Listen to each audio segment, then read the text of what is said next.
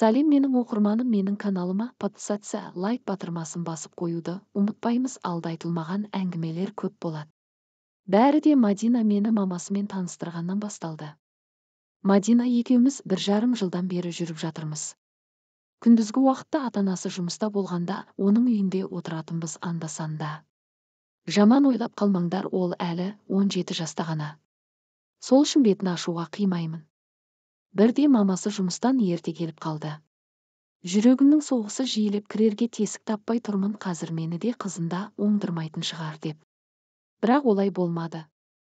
Бірден күлімсіреп, болашақ күйеу бала келбетті екен деді. Менде үн жоқ, төмен қарадым. Мадина, мам, танысып қойыңыздар деді. Айсәуле деп қолын ұсынып сылаң қаққанда барып есімді жидым. Содан бастап оны Айсәуле апай деп атап кеттім. Айсәуле апаймен жақсы араласып кеттік.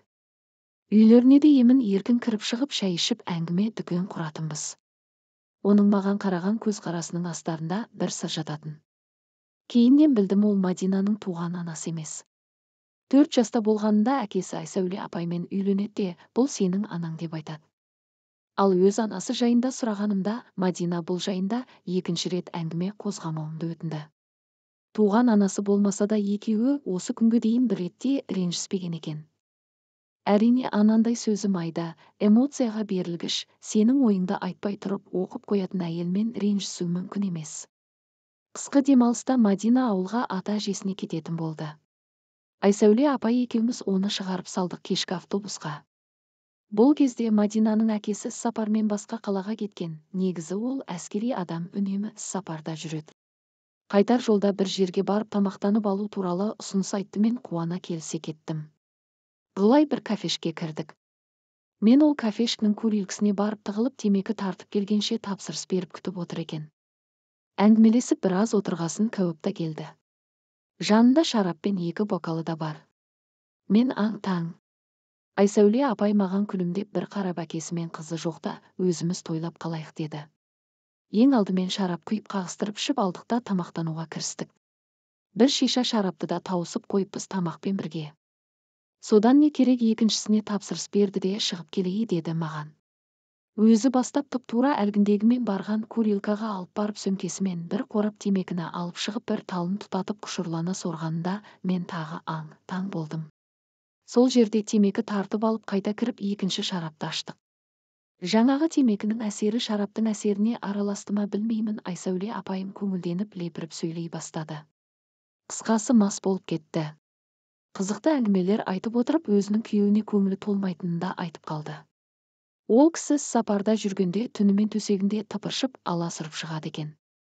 Сексті сондай қатты қалайтыны осы жерден ақ белгілі болды.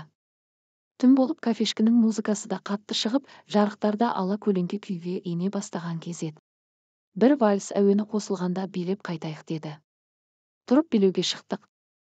Менің бір қолым оның белінде, екінші қолыммен қолын ұстап алғам. Ол менің қолын ұстап тұрған қолымды беліне апарды да мені мойныма асылып алды. Денесін жақындатып 2 омырауын кеудеме тигізгенде есім ауысқандай күй кешіп, белінде тұрған қолым еріксіз төмен қарай түсіп, жамбасын мыжып жібердім. Сол жерден әуенде тоқтап, біз үйге қайтатын болып шештік. Үйге келіп кірген бойда курткаларымызды шешіп тастап аймаласуға кірістік.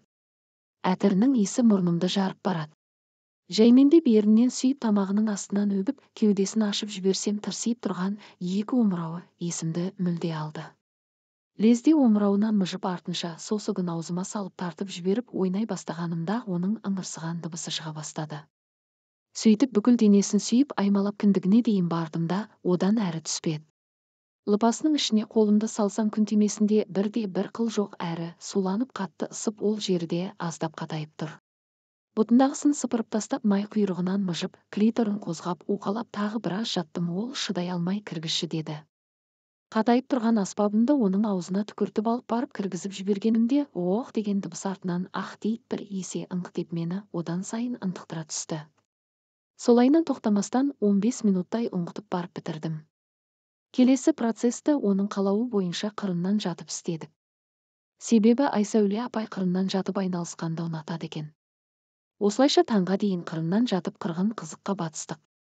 Біраз уақыт бұл оқиғадан кейін ыңғайсызданып жүрдім. Оның үйіне де көп жақындамай, Мадинамен де далада кездесіп айтып қояма дегенде қорқыныш болды. Бірақ солай бәрі жалғасып жатты. Бірде көрші пәншік Сережемен ішіп отырып осы оқиғаны айттым. Ал ол болса у нас у русских тишу обязательно имеем, это норма деп біраз босын көңілімді орнына түсірді. Егер болашақта Мадинамен бас қосып жатсам қайын енеммен болатын неше түрлі алапат секстердің күтіп тұрғаны анық депті.